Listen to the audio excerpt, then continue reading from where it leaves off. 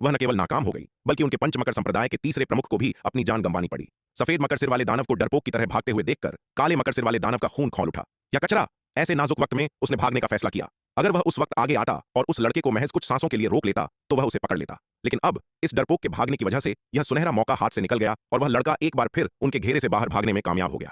अब इस लड़के को दोबारा पकड़ने के लिए उन्हें एड़ी चोटी का जोर लगाना पड़ेगा। आखिरकार इस लड़के ने तीसरे भाई को मारा है और निश्चित रूप से उसके शरीर पर मौजूद खजाना भी लूट लिया होगा। तीसरे भाई के पास बहुत सारे महाविपत्ति स्फटिक थे। इन स्फटिकों के सहारे यह लड़का अपनी नौका को लंबे समय तक चला सकता है। काले मकर सिर वाला दानव गुस्से से पागल हो रहा था। उसकी इच्छा हो रही थी कि वह भागते हुए सफेद मकर सिर वाले दानव को जान से मार दे, लेकिन अब भी उसके पास उस कचरे से निपटने का वक्त नहीं था। वह इस लड़के को पकड़ने के बाद उस डरपोक से हिसाब चुकता करेगा। काले मकर सिर वाला दानव पलक झपकते ही आगे बढ़ा और विराट के स्वर्ण नाग अवतार का पीछा करने लगा। उस प्राचीन नाग के खजाने को पाने के लिए वह इस लड़के को पाताल से भी ढूंढ निकालेगा। वह यह मानने को तैयार नहीं था कि चतुर्थ विपत्ति लोक की एक मामूली चींटी उसे मात दे सकती है। विराट का स्वर्ण नाग अवतार गगन पलायन नौका को पूरी गति से चलाते हुए नीले मकर सिर वाले दानव के जादुई हथियार की तलाशी ले रहा था। पूरी तरह से जांच करने के बाद विराट खुशी से उछल पड़ा। इस नीले मकर सिर वाले दानव के पास सबसे कीमती चीज बेशक उसका त्रिशूल था, जो अष्टम विपत्ति लोक का एक दिव्य अस्त्र था, लेकिन इस त्रिशूल के अलावा उस दानव के पास 2 से 3 लाख महाविपत्ति स्फटिक भी थे, साथ ही बहुत सारी दुर्लभ और अनमोल सामग्रियां भी। हालांकि वे दुर्लभ सामग्रियां कोई खास कीमती नहीं थीं, लेकिन ये 2-3 लाख महाविपत्ति स्फटिक विराट के लिए इस समय किसी वरदान से कम नहीं थे। वह पूर्वी नक्षत्र महाद्वीप में अपने साथ केवल 10,000 महाविपत्ति स्फटिक लाया था। इतने महाविपत्ति स्फटिक ही तलवार संप्रदाय के खजाने का एक बहुत बड़ा हिस्सा थे। आखिरकार 10,000 महाविपत्ति स्फटिक 1 खरब जन्मजात आध्यात्मिक पत्थरों के बराबर थे। भले ही तलवार संप्रदाय और एकांश के सुवर्ण भूमि व्यापार मंडल के बीच अब गठजोड़ था और नीलिमा के नीलिमाया मंडप से भी अच्छी खासी कमाई हो रही थी, फिर भी 10,000 महाविपत्ति स्फटिक तलवार संप्रदाय के लिए एक बहुत बड़ी रकम थी। और ये 10,000 महाविपत्ति स्फटिक भी गगन पलायन नौका को ज्यादा देर तक चलाने के लिए काफी नहीं थे। गगन पलायन नौका की ऊर्जा खपत सचमुच रोंगटे खड़े कर देने वाली थी, लेकिन अब नीले मकर सिर वाले दानव से मिले इन 2-3 लाख महाविपत्ति स्फटिकों के बाद विराट का आत्मविश्वास 7वें आसमान पर था। भगवान का शुक्र था कि यह नीला मकर सिर वाला दानव इतने सारे महाविपत्ति स्फटिक अपने साथ लाया था, वरना वह उस काले मकर सिर वाले दानव के खौफनाक पीछा करने से शायद ही बच पाता। नीले मकर सिर वाले दानव के जादुई खजाने में पैसों का यह पहाड़ देखकर विराट ठंडी आहें भरने लगा। अष्टम विपत्ति लोक के किसी विशेषज्ञ को मारने पर सच में छप्पर फाड़कर खजाना मिलता था। इतनी बड़ी दौलत शायद नीलिमा के नीलिमाया मंडप की सालों की कमाई से भी ज्यादा थी। इसमें कोई ताज्जुब की बात नहीं थी कि साधना की दुनिया में इतने सारे योद्धा लूटपाट और हत्याओं में क्यों लगे रहते थे। पैसा कमाने का यह सबसे तेज तरीका था। बेशक विराट को ऐसी हरकतों से सख्त नफरत थी, यहां तक कि वह इस काम से घृणा करता था। किसी के खजाने के लिए उसकी जान लेना इंसानियत और नैतिकता दोनों के खिलाफ था। विराट ऐसा कभी नहीं करेगा और वह तलवार संप्रदाय के योद्धाओं को भी ऐसा करने से रोकता है। वह केवल उन्हीं को मारता है जो उसे उकसाते हैं या जो दुनिया के सबसे दुष्ट और नीच इंसान होते हैं, उन्हें कभी नहीं जिनका मकसद सिर्फ अपना खजाना बचाना होता है। बेशक अगर कुछ बेवकूफ खुद मौत के मुंह में कूदने आए तो उसे उनका खजाना लेने में कोई ऐतराज नहीं होता। भले ही विराट के उसूल बहुत कड़े हैं, लेकिन वह इतना बेवकूफ भी नहीं है कि कोई उस पर हमला करे और वह चुपचाप सहता रहे। इसके विपरीत ऐसे मामलों में वह हमेशा बहुत ही सख्त और बेरहम होता है, यहां तक कि थोड़ा क्रूर भी। वह किसी भी कीमत पर अपने दुश्मनों को मिटा देगा। उसकी दया केवल अपनों के लिए है, उनके लिए नहीं जिन्हें वह हमदर्दी के काबिल नहीं समझता। विराट का स्वर्ण नाग अवतार गगन पलायन नौका को उड़ाते हुए पूरे 3 दिनों तक उस काले मकर सिर वाले दानव को छकाने में कामयाब रहा। हालांकि इन 3 दिनों में पूरे 3,000 महाविपत्ति स्फटिक स्वाहा हो चुके थे, जिससे विराट का दिल खून के आंसू रो रहा था। 3,000 महाविपत्ति स्फटिक 100 अरब जन्मजात आध्यात्मिक पत्थरों के बराबर थे, जिनसे षष्ठम विपत्ति लोक का एक शानदार दिव्य अस्त्र खरीदा जा सकता था। दूसरे शब्दों में उसने इन 3 दिनों में षष्ठम विपत्ति लोक का एक दिव्य अस्त्र राख कर दिया था। इसके बाद विराट गगन पलायन नौका को आगे बढ़ाते हुए महाविपत्ति स्फटिकों के टुकड़े निकालने लगा और महाविपत्ति शून्य विस्फोटक ताबीज बनाने लगा। पंचमकर संप्रदाय के इस जानलेवा हमले का सामना करते हुए विराट केवल भागना नहीं चाहता था। बिना जवाब दिए मार खाना विराट की फितरत में नहीं था। क्योंकि पंचमकर संप्रदाय उसे इस तरह खदेड़ रहा था, तो उसने भी उन्हें छठी का दूध याद दिलाने की ठान ली थी। चतुर्थ विपत्ति लोक में पहुंचने के बाद विराट महाविपत्ति शून्य विस्फोटक ताबीज बनाने में माहिर हो गया था। वह एक ही दिन में 2,000 ताबीज बना सकता था। 5 दिनों में उसके स्वर्णनाग अवतार ने कुल 10,000 महाविपत्ति शून्य विस्फोटक ताबीज तैयार कर लिए। नवम विपत्ति लोक के एक विशेषज्ञ से निपटने के लिए 10,000 महाविपत्ति शून्य विस्फोटक ताबीज काफी होने चाहिए, है ना? विराट ने अपने बनाए हुए ताबीजों को देखकर बड़बड़ाते हुए कहा। सौभाग्य से नीले मकर सिर वाले दानव ने उसे इतने सारे महाविपत्ति स्फटिक सौंप दिए थे, वरना उसके पास इतने सारे ताबीज बनाने का सामान ही नहीं होता। 10,000 ताबीज बनाने के बाद विराट ने एक सुनसान द्वीप ढूंढा और उनका इस्तेमाल करके एक खौफनाक जानलेवा व्यूह तैयार किया। इस जानलेवा व्यूह को बिछाने के बाद विराट ने इसके ऊपर एक मायावी व्यूह और एक बंधन व्यूह भी जोड़ दिया। यह सब करने के बाद विराट का स्वर्ण नाग अवतार उस सुनसान द्वीप पर शांति से काले मकर सिर वाले दानव का इंतजार करने लगा। उसने दानव को अपनी तरफ खींचने की कोई कोशिश नहीं की। बहुत ज्यादा कुछ करने से दानव को शक हो सकता था। कुछ न करके वह दानव खुद ब खुद उसके पास आ जाएगा। अगर नवम विपत्ति लोक का एक खौफनाक विशेषज्ञ उसे ढूंढ ही नहीं पाया, तो उस काले मकर सिर वाले दानव के होने का कोई मतलब ही नहीं था। और ठीक वैसा ही हुआ। एक दिन उस द्वीप पर इंतजार करने के बाद काले मकर सिर वाला दानव आखिरकार वहां पहुंच ही गया। कमीने छोकरे, भाग! अब तू भाग क्यों नहीं रहा? काले मकर सिर वाले दानव ने उस सुनसान द्वीप के ऊपर हवा में तैरते हुए नीचे खड़े विराट को देखकर कड़कती आवाज में कहा। यह नौका जैसा जादुई हथियार भले ही आध्यात्मिक पत्थरों से बना हो और महाविपत्ति स्फटिकों से चलता हो, फिर भी इसे नियंत्रित करने के लिए योद्धा की असली ऊर्जा की जरूरत होती है।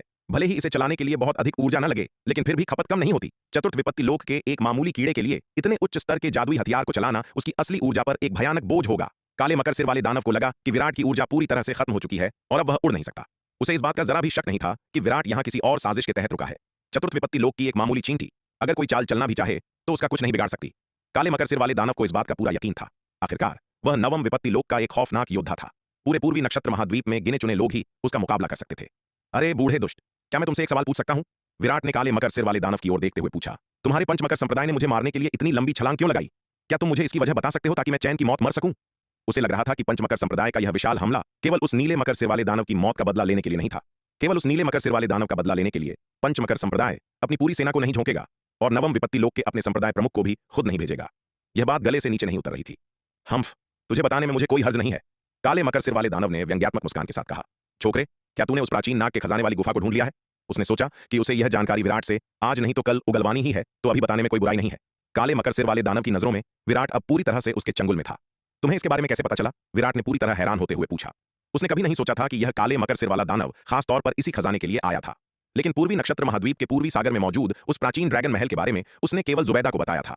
उसने किसी और से इसका जिक्र नहीं किया था। तो फिर इस काले मकर सिर वाले दानव को कैसे पता चला? तभी उसे अचानक याद आया कि जब वह नीले मकर सिर वाले दानव से लड़ा था तो उसने दिव्य नाग युद्ध मुट्ठी का इस्तेमाल किया था और नीले मकर सिर वाले ने उसे तुरंत पहचान लिया था। क्या यह संभव है कि पूर्वी नक्षत्र महाद्वीप में कोई और भी दिव्य नाग युद्ध मुट्ठी के बारे में जानता हो? विराट को उस ड्रैगन महल में मायावी नाग की बातें भी याद आईं। मायावी नाग ने कहा था कि अनगिनत सालों में कई लोग ड्रैगन महल की गुफा में दाखिल हुए थे और कुछ योद्धाओं ने तो चौथा स्तर भी पार कर लिया था। इसलिए ऐसा लगता है कि प्राचीन ड्रैगन महल पूर्वी नक्षत्र महाद्वीप विशेषकर पूर्वी सागर में कोई बहुत बड़ा रहस्य नहीं है। छोकरे, तो तुमने सच में उस प्राचीन नाग के खजाने को हासिल कर लिया है? विराट की बातें सुनकर काले मकर सिर वाले दानव की आंखों में एक खौफनाक लालच चमक उठा। विराट की प्रतिक्रिया से यह साफ था कि सुनहरे कपड़ों वाले लड़के ने सचमुच उस प्राचीन नाग की गुफा को ढूंढ लिया था और उसका खजाना पा लिया था। तो क्या हुआ अगर मैंने ढूंढ लिया? इस बार विराट ने इनकार नहीं किया, बल्कि बेधड़क होकर सच कबूल कर लिया। छोकरे, वह प्राचीन ड्रैगन महल आखिर है कहां? काले मकर सिर वाले दानव ने विराट को लालच भरी नजरों से घूरते हुए कहा। मुझे यह राज बता दे तो शायद मैं तेरी जान बख्श दूं। यह राज जानना चाहते हो? विराट ने व्यंग्य से मुस्कुराते हुए कहा। अगले जन्म में? उसे बिल्कुल यकीन नहीं था कि काले मकर सिर वाला दानव उसे सच में जाने देगा। एक बार जब इस काले मकर सिर वाले दानव को यह राज पता चल जाएगा तो वह सबसे पहले इस राज को दबाने के लिए उसे ही मारेगा। इसके अलावा प्राचीन ड्रैगन महल का एक समय में केवल एक ही उत्तराधिकारी हो सकता है। अगर यह काले मकर सिर वाला दानव उसे नहीं मारेगा तो प्राचीन ड्रैगन महल दोबारा कभी सामने नहीं आएगा। इसलिए हर नजरिया यही कहता था कि यह काले मकर सिर वाला दानव उसे कभी नहीं बख्शेगा। तू ऐसे आसानी से नहीं मानेगा, तुझे मौत के घाट उतारना ही पड़ेगा। विराट की बात सुनकर काले मकर सिर वाले दानव का चेहरा तुरंत बर्फ की तरह ठंडा पड़ गया। उसने विराट से और बात करने में अपना समय बर्बाद नहीं किया और सीधे उसकी ओर झपट्टा मारा। हालांकि जैसे ही वह विराट के करीब पहुंचा उसकी आंखों के आगे धुंधल का छा गया और उसके आसपास का नजारा अचानक पूरी तरह से बदल गया। समुद्र के बीचों बीच वह सुनसान द्वीप अब एक विशाल और अनंत रेगिस्तान में बदल चुका था। सत्यानाश! यह नजारा देखते ही काले मकर सिर वाला दानव घबरा गया और मन ही मन चीख पड़ा। उसने कभी नहीं सोचा था कि यह लड़का व्यूह रचना में इतना माहिर होगा। पूरे दक्षिणी स्वर्ग मंडल में व्यूह रचना करने वाले विशेषज्ञ बहुत ही दुर्लभ हैं। उच्च स्तर के व्यूह रचना विशेषज्ञ तो और भी मुश्किल से मिलते हैं। ऐसा इसलिए है क्योंकि व्यूह रचना की कला बहुत गहरी और रहस्यमयी होती है। इस क्षेत्र में महारत हासिल करना लोहे के चने चबाने के बराबर है। इसके लिए न केवल व्यूह रचना में अद्भुत कौशल की आवश्यकता होती है बल्कि किसी प्रसिद्ध गुरु के मार्गदर्शन की भी जरूरत होती है। इसके अलावा एक व्यूह रचना विशेषज्ञ को तैयार करने के लिए बहुत सारे संसाधनों की जरूरत होती है। आखिरकार ताबीज बनाने और व्यूह स्थापित करने के लिए आवश्यक सामग्रियां बहुत महंगी होती हैं। कमजोर नींव वाले संप्रदाय इतने बड़े खर्च को बर्दाश्त ही नहीं कर सकते। इसलिए पूरे दक्षिणी स्वर्ग मंडल में व्यूह रचना विशेषज्ञों की संख्या उंगलियों पर गिनी जा सकती है और हर उच्च स्तर का व्यूह रचना विशेषज्ञ एक बहुत ही जानी मानी हस्ती होता है। उसने कभी सपने में भी नहीं सोचा था कि यह लड़का एक व्यूह रचना विशेषज्ञ निकलेगा। अगर उसे यह पता होता तो वह कभी इतनी बड़ी लापरवाही नहीं करता। कोई भी व्यूह रचना विशेषज्ञ बेहद खौफनाक होता है और उससे निपटना आसान नहीं होता। भले ही उनकी खुद की ताकत कमजोर हो, लेकिन वे अपने रहस्यमयी व्यूहों का उपयोग करके खुद से कहीं अधिक शक्तिशाली विरोधियों को भी धूल चटा सकते हैं। दक्षिणी स्वर्ग मंडल में बहुत कम लोग किसी व्यूह रचना विशेषज्ञ से, विशेष रूप से किसी उच्च स्तर के विशेषज्ञ से दुश्मनी मोल लेना चाहते हैं। इस मायावी व्यूह में फंसने का एहसास होते ही काले मकर सिर वाले दानव का दिल बैठ गया। हालांकि उसने आसानी से हार नहीं मानी और तुरंत अपने आसपास के माहौल पर अपना सबसे खौफनाक हमला बोल दिया। वह ताबीज व्यूहों के बारे में बहुत कम जानता था और यह मायावी व्यूह स्पष्ट रूप से कोई साधारण व्यूह नहीं था। इसे तोड़ने के लिए कोई कमजोरी ढूंढना नामुमकिन सा लग रहा था। इसलिए उसके पास केवल एक ही रास्ता था कि वह अपनी पूरी क्रूर ताकत का इस्तेमाल करके इस जादू को तोड़ दे। धड़ाम धड़ाम धड़ाम! काले मकर सिर वाले दानव ने अपनी पूरी ताकत के साथ मायावी व्यूह पर हमला किया, जिससे पूरा व्यूह जोरों से कांपने लगा। विराट का स्वर्ण नाग अवतार यह नजारा देख रहा था और उसका दिल खौफ से भर गया था। नवम विपत्ति लोक का एक विशेषज्ञ सचमुच नवम विपत्ति लोक के विशेषज्ञ कहलाने लायक था। उसकी ताकत सचमुच अकल्पनीय थी। अगर वह ऐसे ही हमला करता रहा तो यह मायावी व्यूह उसे ज्यादा देर तक रोक नहीं पाएगा। विराट ने इस मायावी व्यूह को बिछाने के लिए जिन सामग्रियों का इस्तेमाल किया था वे बहुत उच्च श्रेणी की नहीं थीं। उसके पास जो सबसे उच्च श्रेणी की सामग्री थी वह केवल महाविपत्ति लोक के उच्च स्तर की थी। ऐसी सामग्रियों से बना मायावी व्यूह नवम विपत्ति लोक के विशेषज्ञ को लंबे समय तक कैद करके नहीं रख सकता था। विराट जरा भी लापरवाही नहीं कर सकता था। वह तुरंत व्यूह से बाहर कूदा और उससे दूर चला गया। फिर उसने एक हाथ से इशारा किया, व्यूह की ओर उंगली उठाई और जोर से चिल्लाया, विस्फोट! उसकी उंगली के इशारे के साथ ही एक कान फाड़ देने वाला धमाका हुआ। धमाके के खौफनाक झटके एक सुनामी की तरह हर दिशा में फैल गए। हालांकि विराट उस द्वीप से बहुत दूर था, फिर भी धमाके की वह प्रलयंकारी ताकत उसी की ओर आ रही थी। इस भयानक झटके के प्रहार से विराट का स्वर्ण नाग अवतार पीछे की ओर उड़ गया। वह लाखों मील दूर जाकर गिरा और बड़ी मुश्किल से खुद को संभाल पाया। विराट ने जैसे तैसे खुद को संभाला ही था कि उसके मुंह से खून का फव्वारा फूट पड़ा। उस भयानक धमाके को देखकर विराट की आंखें फटी की फटी रह गईं। उन 10,000 महाविपत्ति शून्य विस्फोटक ताबीजों के एक साथ फटने की ताकत उसकी कल्पना से भी कहीं ज्यादा खौफनाक थी। भगवान का शुक्र था कि उसने सप्तम विपत्ति लोक का दिव्य अस्त्र सुरक्षा वस्त्र पहना हुआ था, वरना धमाके के उस प्रलयंकारी झटके से उसे इससे भी कहीं ज्यादा भयंकर चोटें आती। विराट ने तुरंत एक नवजीवन संजीवनी गोली निकाली और उसे निगल लिया। उस गोली के चमत्कारी असर से उसकी चोटें तेजी से भरने लगीं। विराट उस धमाके के केंद्र को टकटकी लगाए देख रहा था। वह देखना चाहता था कि क्या ऐसा प्रलयंकारी धमाका नवम विपत्ति लोक के किसी विशेषज्ञ को मौत के घाट उतार सकता है। एक अगरबत्ती जलने जितने समय के बाद धमाके के झटके आखिरकार शांत हुए। वह द्वीप जहां जानलेवा व्यूह बिछाया गया था वह उस भयानक धमाके में पूरी तरह से राख हो चुका था। उस द्वीप की जगह अब अंतरिक्ष में एक विशाल काला गड्ढा बन गया था।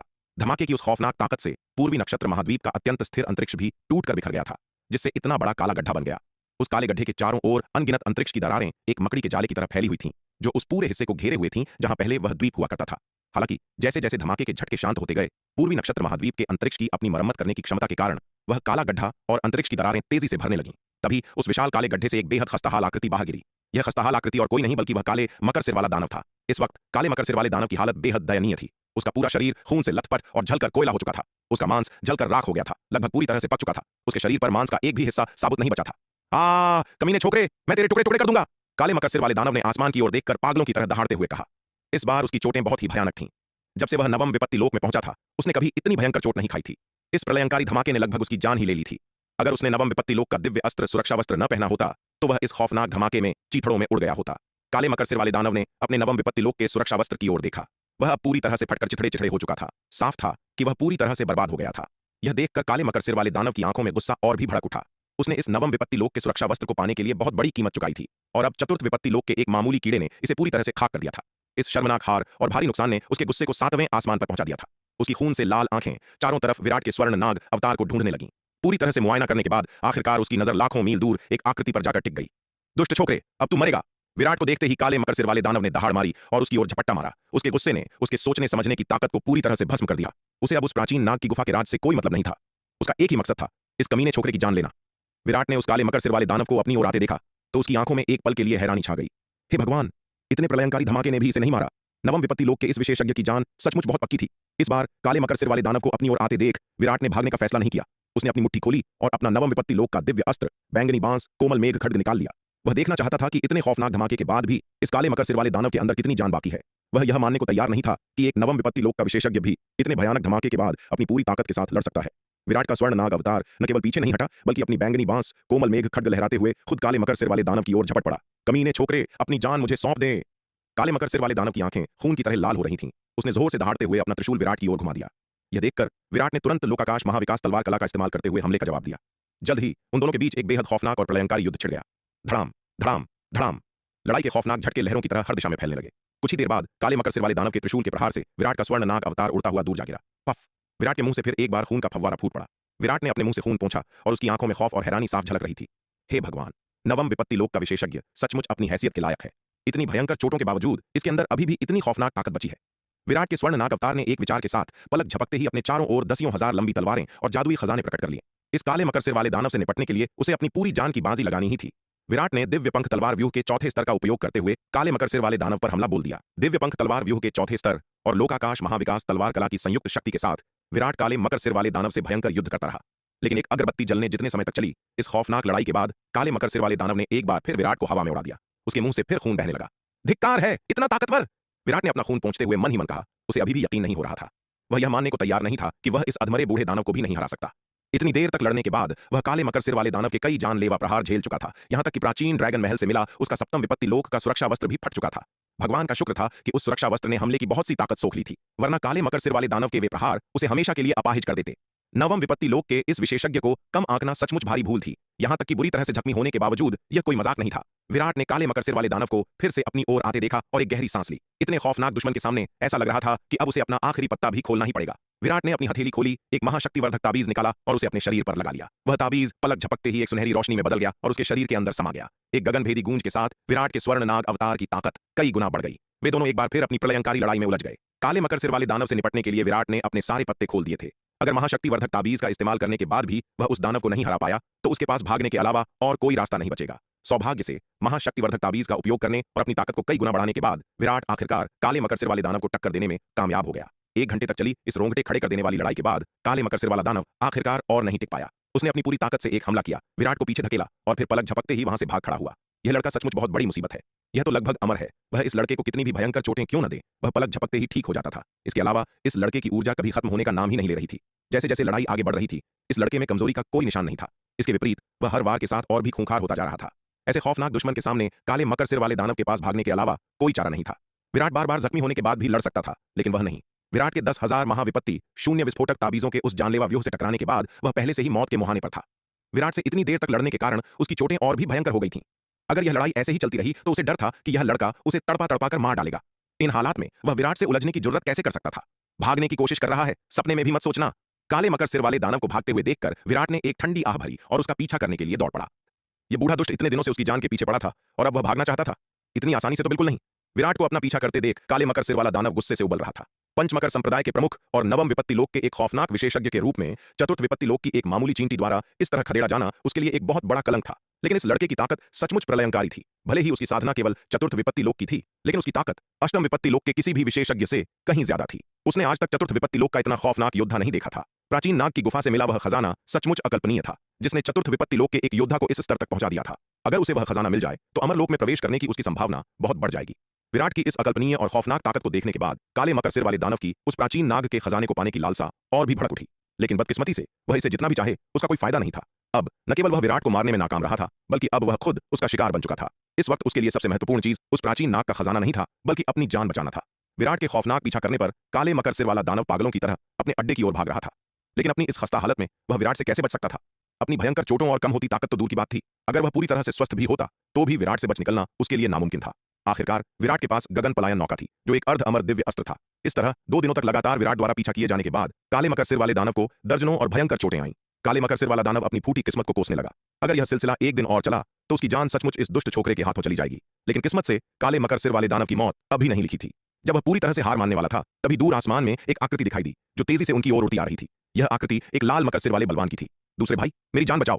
उस लाल मकर सिर वाले दानव को देखते ही काले मकर सिर वाला दानव ऐसे खुश हुआ जैसे उसे कोई भगवान मिल गया हो,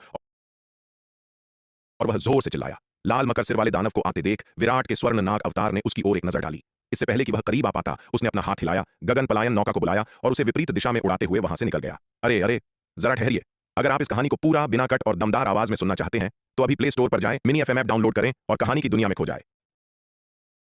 जैसे ही वह हार मानने ही वाला था, दूर क्षितिज पर एक आकृति प्रकट हुई जो तेजी से उनकी ओर उड़ती आ रही थी। यह तेजी से आती हुई आकृति एक विशालकाय व्यक्ति की थी, जिसके बाल लाल रंग के थे और सिर मकर जैसा था। छोटे भाई, मुझे बचाओ। लाल बालों वाले व्यक्ति को देखकर काले बालों वाला व्यक्ति खुशी से उछल पड़ा, मानो उसने किसी तारणहार को देख लिया हो, और तुरंत उसे पुकारने लगा। लाल मकर शीर्ष वाले व्यक्ति को प्रकट होते देख विराट के स्वर्ण नाग अवतार ने उसकी ओर एक नजर डाली। उसके करीब आने से पहले ही उसने अपना हाथ हिलाया, गगन पलायन नौका को बुलाया और उसे चलाते हुए विपरीत दिशा में उड़ गया। यह लाल मकर शीर्ष वाला विशालकाय व्यक्ति अष्टम विपत्ति लोक का एक बेहद शक्तिशाली योद्धा था, जो नीले मकर शीर्ष वाले व्यक्ति से कहीं अधिक ताकतवर था। अपनी वर्तमान शक्ति के साथ वह उस लाल मकर शीर्ष वाले व्यक्ति का मुकाबला नहीं कर सकता था। अब जब लाल मकर शीर्ष वाला व्यक्ति आ गया था, तो विराट का स्वर्ण नाग अवतार समझ गया कि वह आज इस काले मकर शीर्ष वाले व्यक्ति को नहीं मार सकता। वह उसे कुछ समय और जीने देगा और बाद में जब उसकी अपनी ताकत बढ़ जाएगी तब वह उनसे निपटेगा। विराट को पंचमकर संप्रदाय से बदला लेने की कोई जल्दी नहीं थी। अपनी साधना की गति को देखते हुए उसे अनुमान था कि वह कुछ ही वर्षों में या शायद 10 वर्षों में पंचम विपत्ति लोक में प्रवेश कर लेगा। एक बार जब वह उस स्तर पर पहुंच गया तो उसे लाल मकर शीर्ष वाले व्यक्ति से बिल्कुल भी डर नहीं लगेगा। एक बुद्धिमान व्यक्ति हारने वाली लड़ाई नहीं लड़ता, वह अभी के लिए उनके तीखे प्रहारों से बचेगा। बड़े भाई, आपकी यह हालत कैसे हुई? लाल मकर शीर्ष वाले व्यक्ति ने काले मकर शीर्ष वाले व्यक्ति के पास उड़कर आते ही पूछा। काले मकर शीर्ष वाले व्यक्ति की बुरी तरह घायल और अस्त व्यस्त हालत देखकर वह एकदम हैरान रह गया। वे जानते थे कि उनके पंचमकर संप्रदाय का प्रमुख नवम विपत्ति लोक का एक शक्तिशाली योद्धा था, जो पूरे पूर्वी नक्षत्र महाद्वीप में भी एक शीर्ष स्तर का योद्धा माना जाता था। उनके भाई को इस तरह घायल कौन कर सकता था? इसके अलावा उसने अभी अभी अपने भाई को उस सुनहरे कपड़े पहने हुए लड़के द्वारा खदेड़े जाते हुए देखा था, जिससे लाल मकर शीर्ष वाला व्यक्ति और भी अवाक रह गया। वह लड़का केवल चतुर्थ विपत्ति लोक का एक मामूली सा चींटा था, फिर भी उसने उनके भाई, जो नवम विपत्ति लोक का योद्धा था, उसका पीछा करने की हिम्मत की। यह कैसा मजाक था? अगर उसने अपनी आंखों से यह न देखा होता और केवल किसी और से सुना होता तो वह सोचता कि बोलने वाला पागल हो गया है। उसकी बात ही मत करो। काले मकर शीर्ष वाले व्यक्ति ने सिर हिलाया और आह भरते हुए कहा, मैंने कभी नहीं सोचा था कि वह लड़का इतना शक्तिशाली ताबीज व्यूह विशेषज्ञ होगा। मैं लापरवाह हो गया और उसके जाल में फंस गया। उसके द्वारा इस्तेमाल किए गए एक भयानक हत्यारे व्यूह से मैं बुरी तरह घायल हो गया। इसी वजह से मेरी यह हालत है। यह बात कहते हुए काले मकर शीर्ष वाले व्यक्ति को अभी भी पछतावे की कसक महसूस हो रही थी। यह मामला उसके लिए सचमुच बहुत शर्मनाक और अपमानजनक था। अगर यह बात बाहर फैल गई तो वह शर्म से पानी पानी हो जाएगा। क्या वह लड़का असल में एक ताबीज व्यूह विशेषज्ञ है? यह सुनकर लाल मकर शीर्ष वाला व्यक्ति एक बार फिर हैरान रह गया। आप देखिए, ताबीज व्यूह विशेषज्ञ बेहद दुर्लभ होते हैं, और एक ऐसा ताबीज व्यूह विशेषज्ञ जो एक हत्यारे व्यूह का उपयोग करके उनके पंचमकर संप्रदाय के प्रमुख को इस हद तक घायल कर दे, वह तो और भी आश्चर्यजनक था। ऐसा व्यक्ति निश्चित रूप से पूरे पूर्वी नक्षत्र क्षेत्र में कोई गुमनाम हस्ती नहीं हो सकता। आखिर यह लड़का है कौन? हमने पहले कभी उसके बारे में क्यों नहीं सुना? लाल मकर शीर्ष वाले व्यक्ति ने भौहें सिकोड़ते हुए कहा। यह सुनकर काले मकर शीर्ष वाला व्यक्ति भी गहरी सोच में पड़ गया। सच में ऐसी राक्षसी प्रतिभा कोई गुमनाम व्यक्ति नहीं होनी चाहिए, लेकिन उन्होंने पहले कभी उसके बारे में नहीं सुना था। ऐसा लग रहा था जैसे वह लड़का अचानक कहीं से प्रकट हो गया हो। चाहे वह कोई भी हो, हम उसे बिल्कुल नहीं जाने दे सकते। एक लंबी खामोशी के बाद काले मकर शीर्ष वाले व्यक्ति ने दांत पीसते हुए कहा। चाहे वह उस प्राचीन नागवंश के शक्तिशाली व्यक्ति द्वारा छोड़े गए अवसर के लिए हो या आज के अपमान का बदला लेने के लिए, वह उस लड़के को बिल्कुल नहीं छोड़ सकता। छोटे भाई, स्वर्ण मगर द्वीप पर जाओ और उनसे उस लड़के को पकड़ने में मदद मांगो। काले मकर शीर्ष वाले व्यक्ति ने लाल मकर शीर्ष वाले व्यक्ति की ओर मुड़कर कहा। यह बड़े भाई, स्वर्ण मगर द्वीप के वे लोग हमेशा घमंडी और दबंग रहे हैं। वे सबको नीचा समझते हैं। क्या वे सच में हमारी मदद करेंगे? लाल मकर शीर्ष वाले व्यक्ति ने यह सुनकर हिचकिचाहट दिखाई। स्वर्ण मगर द्वीप भी पूर्वी सागर में एक वर्चस्वशाली ताकत था और उनकी ताकत उनके पंचमकर संप्रदाय से भी ज्यादा थी। स्वर्ण मगर द्वीप के पास नवम विपत्ति लोक के 2 योद्धा, अष्टम विपत्ति लोक के 7 योद्धा और सप्तम विपत्ति लोक के 35 योद्धा थे। बाकी महाविपत्ति लोक के योद्धाओं की संख्या तो और भी ज्यादा थी। यह कहा जा सकता है कि स्वर्ण मगर द्वीप पूरे पूर्वी सागर में दूसरी सबसे मजबूत ताकत था, केवल नागवंश के बाद। यहां तक कि उनका पंचमकर संप्रदाय भी स्वर्ण मगर द्वीप से बहुत सावधान रहता था। उस स्वर्ण मगर को बता दो कि उस लड़के के पास उस प्राचीन नागवंश के शक्तिशाली योद्धा का रहस्य है और वह निश्चित रूप से कदम उठाएगा। काले मकर शीर्ष वाले व्यक्ति ने ठंडे स्वर में कहा। बड़े भाई, क्या हमें सच में स्वर्ण मगर द्वीपपति को यह खबर बतानी चाहिए? लाल मकर शीर्ष वाले व्यक्ति ने चौंक कर पूछा। अगर यह खबर स्वर्ण मगर द्वीप के प्रमुख को बता दी गई तो यह बहुत बड़ा अवसर उनके पंचमकर संप्रदाय के हाथ से निकल जाएगा। क्या उनके द्वारा चुकाई गई भारी कीमत बेकार नहीं चली जाएगी? सच कहूं तो वह इस तरीके से बिल्कुल सहमत नहीं था। अगर हम ऐसा नहीं करेंगे तो उस स्वर्ण मगर को हमारी मदद करने के लिए कैसे मनाएंगे? काले मकर शीर्ष वाले व्यक्ति ने सख्ती से कहा। वह लड़का बहुत बड़ी मुसीबत है। अकेले हमारे पंचमकर संप्रदाय के लिए उसे पकड़ना आसमान से तारे तोड़ने जितना मुश्किल है। उसे अभी अभी उस लड़के ने चकमा दिया था और हत्यारे व्यूह से बुरी तरह घायल कर दिया था। यह स्पष्ट था कि छोटा भाई और पंचमकर संप्रदाय के बचे हुए योद्धा उस बेहद चालाक लड़के को नहीं पकड़ सकते थे।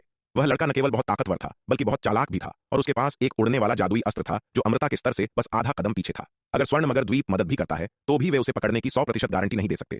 अकेले पंचमकर संप्रदाय की तो बात ही छोड़िए। यह सुनकर लाल मकर शीर्ष वाला व्यक्ति चुप हो गया। वह सच में ऐसा अवसर हाथ से नहीं जाने देना चाहता था। काले मकर शीर्ष वाले व्यक्ति ने उसकी ओर देखा। वह उसके विचारों को साफ समझ रहा था। उसने शांति से कहा, बेशक मैं तुम्हें यह जानकारी पूरी तरह स्वर्ण मगर द्वीप को सौंपने के लिए नहीं कह रहा हूं। तुम्हें सबसे पहले उस स्वर्ण मगर के साथ एक रक्त संधि करनी होगी। अगर तुम उस लड़के को पकड़ लेते हो तो उसके रहस्य हमारे पंचमकर संप्रदाय के साथ साझा किए जाएंगे। अगर वह स्वर्ण मगर सहमत हो जाता है तो उसे उस लड़के के बारे में बता दो। अगर वह सहमत नहीं होता है तो उससे कहो कि हम नागवंश के साथ सहयोग करने जा रहे हैं। वह निश्चित रूप से उस प्राचीन नाग की शक्ति से जुड़े अवसर को स्वर्ण मगर द्वीप को सौंपने के लिए तैयार नहीं होगा। अगर ऐसा हुआ तो क्या पंचमकर संप्रदाय द्वारा चुकाई गई भारी कीमत बेकार नहीं चली जाएगी? वह इतना मूर्ख नहीं था। जी बड़े भाई, लाल मकर शीर्ष वाले व्यक्ति ने तुरंत हामी भर दी। अगर ऐसा था तो वह इसे स्वीकार कर सकता था। खैर, अब समय बर्बाद करने का कोई मतलब नहीं है, तुम्हें निकलना चाहिए। काले मकर शीर्ष वाले व्यक्ति ने उसकी ओर देखते हुए कहा। लेकिन भाई, आपकी चोटें, लाल मकर शीर्ष वाले व्यक्ति ने हिचकिचाते हुए कहा। काले मकर शीर्ष वाले व्यक्ति के बुरी तरह घायल शरीर को देखते हुए काले मकर शीर्ष वाले की चोटें कोई छोटी मोटी नहीं थीं। उसकी ताकत शायद अपनी मूल ताकत के 10वें हिस्से से भी कम रह गई थी। अन्यथा उसे उस लड़के द्वारा खदेड़ा नहीं जाता। अपनी वर्तमान स्थिति में वह शायद किसी भी खतरे का सामना नहीं कर पाएगा। तुम्हें उसकी चिंता करने की कोई जरूरत नहीं है। मैं ठीक होने के लिए तुरंत पंचमकर संप्रदाय वापस लौट जाऊंगा। तुम्हारा सबसे महत्वपूर्ण काम अब स्वर्ण मगर द्वीप जाना है और उस बूढ़े दुष्ट स्वर्ण मगर को उस लड़के को पकड़ने में मदद करने के लिए मनाना है। काले मकर शीर्ष वाले व्यक्ति ने हाथ हिलाते हुए कहा। वह विराट से नफरत की आग में जल रहा था और अब उसकी सबसे बड़ी इच्छा विराट को पकड़ना, उससे प्राचीन नागवंश के शक्तिशाली खंडहरों के रहस्य उगलवाना और फिर उस लड़के के टुकड़े टुकड़े कर देना थी। ठीक है बड़े भाई, अपना ख्याल रखना, मैं जा रहा हूं। लाल मकर शीर्ष वाले व्यक्ति के पास बड़े भाई की बात सुनकर कहने के लिए और कुछ नहीं था। तुरंत ही वह स्वर्ण मगर द्वीप की ओर निकल पड़ा। लाल मकर शीर्ष वाले व्यक्ति के जाने के बाद काले मकर शीर्ष वाला व्यक्ति भी आनन फानन में पंचमकर संप्रदाय के अड्डे की ओर निकल पड़ा। उसकी वर्तमान स्थिति सच में अच्छी नहीं थी और वह बाहर ज्यादा देर रुकने की हिम्मत नहीं कर सकता था। इस हालत में शायद कोई सप्तम विपत्ति लोक का योद्धा भी उसकी जान ले सकता था। विराट का स्वर्ण नाग अवतार गगन पलायन नौका पर सवार होकर आसमान को चीरते हुए उड़ रहा था। 2 दिनों तक उड़ने के बाद विराट को काफी बड़े क्षेत्र वाला एक द्वीप दिखाई दिया। हालांकि इसे एक द्वीप कहा जाता था, लेकिन इसका आकार 100 अरब मील का था, जिसे महाद्वीप कहना कोई अतिशयोक्ति नहीं होगी। यह देखकर विराट के स्वर्ण नाग अवतार ने गगन पलायन नौका को रख लिया और आसमान से नीचे उतर आया। उसने द्वीप का मुआयना किया। द्वीप पर केकड़ा राक्षसों का एक समूह जमा हुआ था। हालांकि ये केकड़ा राक्षस बहुत मजबूत नहीं थे और उनका सरगना केवल सप्तम विपत्ति लोक का योद्धा था। इस स्तर के योद्धाओं के लिए विराट का स्वर्ण नाग अवतार आसानी से उनसे निपट सकता था। विराट ने केकड़ा राक्षसों को नजरअंदाज कर दिया। उसने द्वीप पर एक एकांत जगह खोजी और शक्ति सिंधु महाद्वीप से जुड़ने वाला एक स्थानिक स्थानांतरण व्यूह स्थापित किया। फिर उसने केकड़ा राक्षसों को अंदर आने से रोकने के लिए स्थानांतरण व्यूह के बाहर अदृश्य और मायावी व्यूह स्थापित कर दिए। विराट ने द्वीप पर केकड़ा राक्षसों को नहीं मारा। वह कभी भी खून का प्यासा व्यक्ति नहीं था। क्योंकि द्वीप के केकड़ा राक्षसों ने उसे परेशान नहीं किया था, इसलिए उसे उन्हें मारने की कोई जरूरत नहीं थी। विराट हमेशा इस बात में विश्वास करता था कि जब तक कोई मुझे नुकसान नहीं पहुंचाता, मैं किसी को नुकसान नहीं पहुंचाऊंगा, और जब तक सामने वाला कोई खूंखार खलनायक न हो, वह खुद से उन्हें नहीं मारेगा।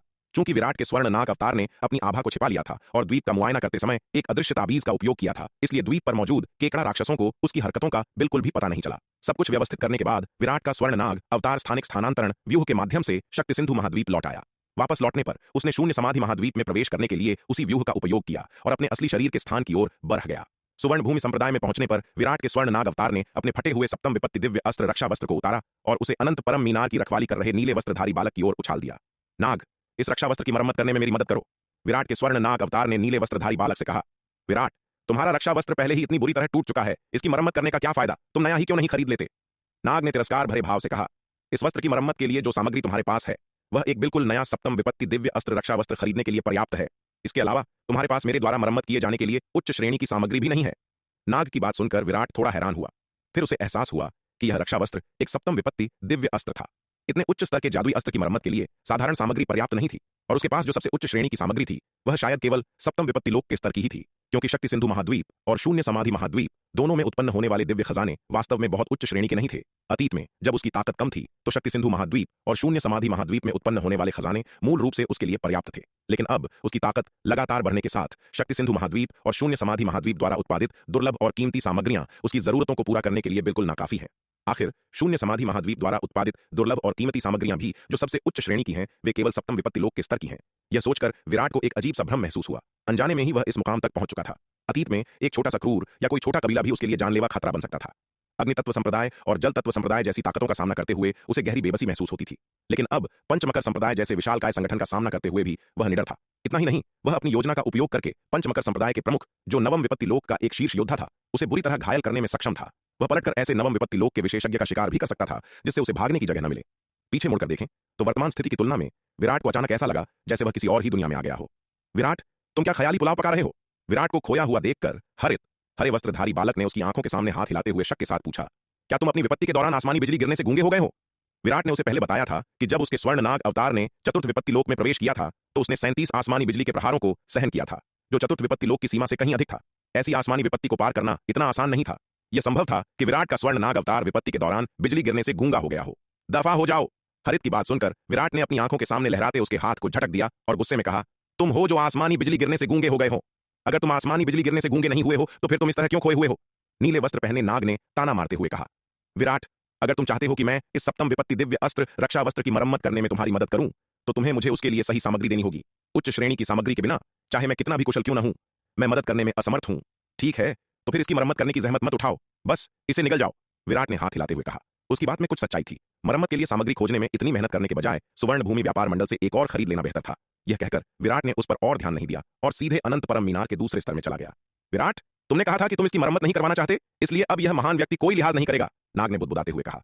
फिर अपने हाथ की एक लहर के साथ टूटा हुआ सप्तम विपत्ति दिव्य अस्त्र रक्षा वस्त्र तारों की रोशनी में बदल गया और उसके शरीर में विलीन हो गया। हालांकि उसकी वर्तमान स्थिति में एक टूटे हुए सप्तम विपत्ति दिव्य अस्त्र रक्षा वस्त्र को निगलने से उसे ज्यादा फायदा नहीं होगा, लेकिन कुछ न होने से यह बेहतर ही था।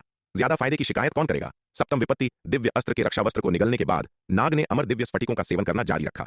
अब उसके लिए ये अमर दिव्य स्फटिक सबसे बड़ा स्वादिष्ट भोजन थे। अनंत परम मीनार के दूसरे स्तर में प्रवेश करने के बाद विराट के स्वर्ण नाग अवतार ने सबसे पहले नीले मकर शीर्ष वाले महाबली के शव को निकाला और उसे एक अष्टम विपत्ति लोक के पुतले में बदल दिया। फिर अनंत परम मीनार के दूसरे स्तर के भीतर विराट के स्वर्ण नाग अवतार ने प्राचीन महाद्वीप के विशाल वृक्ष का उपयोग करके एक 26वें स्तर का तलवार संकल्प अभ्यास व्यूह स्थापित किया। उसने पहले केवल स्वरा के लिए यह 26वें स्तर का तलवार संकल्प अभ्यास व्यूह स्थापित किया था, अपने लिए नहीं। आखिर 26वें स्तर के तलवार संकल्प अभ्यास व्यूह की ताकत ही इतनी भयानक थी। अपनी पिछली ताकत के साथ वह कभी भी साधना के लिए इतने उच्च स्तर के तलवार संकल्प अभ्यास व्यूह का उपयोग करने की हिम्मत नहीं करता। वह इसे आजमाने की कोशिश कर रहा था क्योंकि उसका सबसे शक्तिशाली स्वर्ण नाग अवतार भी 26वें स्तर के तलवार संकल्प अभ्यास व्यूह के भयानक तलवार प्रहारों को सहन नहीं कर सकता था। लेकिन अब उसका स्वर्ण नाग अवतार चतुर्थ विपत्ति लोक में प्रवेश कर चुका था और साधना के लिए 26वें स्तर के तलवार संकल्प अभ्यास व्यूह का मुश्किल से उपयोग करने में सक्षम होना चाहिए। 26वें स्तर का तलवार संकल्प अभ्यास व्यूह स्थापित करने के बाद विराट का स्वर्ण नाग अवतार व्यूह के अंदर चला गया। सर सर सर अनगिनत भयानक तलवार संकल्प स्वर्ण नाग अवतार के शरीर पर वार करने लगे। स्वर्ण नाग अवतार के मजबूत शरीर के बावजूद भयानक तलवार संकल्प से वह तुरंत कट गया। हालांकि विराट ने यह तलवार संकल्प अभ्यास व्यूह केवल अपने शरीर को मजबूत करने के लिए स्थापित किया था, लोगों को चोट पहुंचाने के लिए नहीं। लेकिन 26वें स्तर के तलवार संकल्प अभ्यास व्यूह की ताकत बहुत ही खूंखार थी। भले ही उसका उद्देश्य लोगों को चोट पहुंचाना नहीं था, फिर भी इससे उसके स्वर्ण नाग अवतार के शरीर पर अनगिनत तलवारों के निशान पड़ गए। थोड़ी ही देर बाद विराट का स्वर्ण नाग अवतार आनन फानन में 26वें स्तर के तलवार संकल्प अभ्यास व्यूह से बाहर आ गया। इस समय उसका स्वर्ण नाग अवतार सूखे पत्ते की तरह कांप रहा था। भले ही उसके स्वर्ण नाग अवतार ने अब चतुर्थ विपत्ति लोक में प्रवेश कर लिया था और उसकी ताकत काफी बढ़ा गई थी, वह 26वें स्तर के तलवार संकल्प अभ्यास व्यूह को अधिकतम केवल उतनी देर तक ही सहन कर सकता था जितनी देर में एक कप चाय पी जाती है। 26वें स्तर के तलवार संकल्प अभ्यास व्यूह की ताकत को महसूस करते हुए विराट स्वरा की प्रशंसा किए बिना नहीं रह सका। वह महिला 26वें स्तर के तलवार संकल्प अभ्यास व्यूह का उपयोग साधना के लिए उतनी ही आसानी से करती थी जितना कि पानी पीना या खाना खाना। 26वें स्तर का तलवार संकल्प अभ्यास व्यूह उस पर कोई दबाव नहीं डाल पाता था। विराट के लिए यह कल्पना करना भी मुश्किल था कि स्वरा की ताकत सच में कितनी खौफनाक थी। थोड़ी देर ठीक होने के बाद विराट का स्वर्ण नाग अवतार एक बार फिर साधना करने के लिए 26वें स्तर के तलवार संकल्प अभ्यास व्यूह में चला गया। 26वें स्तर के तलवार संकल्प अभ्यास व्यूह में लगभग 1 कप चाय पीने जितना समय बिताने के बाद वह फिर से बाहर आ गया। इस बार की साधना के माध्यम से विराट के स्वर्ण नाग अवतार की साधना का स्तर एक अकल्पनीय गति से स्थिर हो गया। 26वें स्तर के तलवार संकल्प अभ्यास व्यूह का उपयोग करने वाली साधना की गति की तुलना उसके बिना की गई साधना से नहीं की जा सकती थी। विराट ने महसूस किया कि साधना की गति में अंतर कम से कम 1000 गुना था। अगर कोई अनंत परम मीनार के दूसरे स्तर की 10 गुना समय वृद्धि और चमत्कारी तारों की रोशनी को जोड़ दे तो उसकी वर्तमान साधना की गति पहले की तुलना में 10,000 गुना से अधिक तेज थी। जब उसका स्वर्ण नाग अवतार 26वें स्तर के तलवार संकल्प अभ्यास व्यूह में साधना कर रहा था, विराट का मुख्य शरीर आसमान में तारों की ओर देख रहा था। पिछली बार 67वें तारे को रोशन किए हुए लगभग 1 साल बीत चुका था। अब अगला तारा रोशन करने का समय आ गया था। यह सोचकर विराट ने तुरंत अनंत परम मीनार को आदेश दिया कि वह राक्षसी अस्त्रों और महाविपत्ति स्फटिकों को निगल ले ताकि अगले तारे को रोशन किया जा सके। उसके अष्टम विपत्ति लोक के पुतले ने कंटक महाद्वीप पर कई छोटे कबीलों का सफाया कर दिया था। कंटक महाद्वीप पर उसने जो विभिन्न राक्षसी अस्त्र और महाविपत्ति स्फटिक एकत्र किए थे वे लगभग पहाड़ों की तरह ढेर हो गए थे। इसलिए अनंत परम मीनार का संचालन अब पूरी तरह से ऊर्जा कुशल था।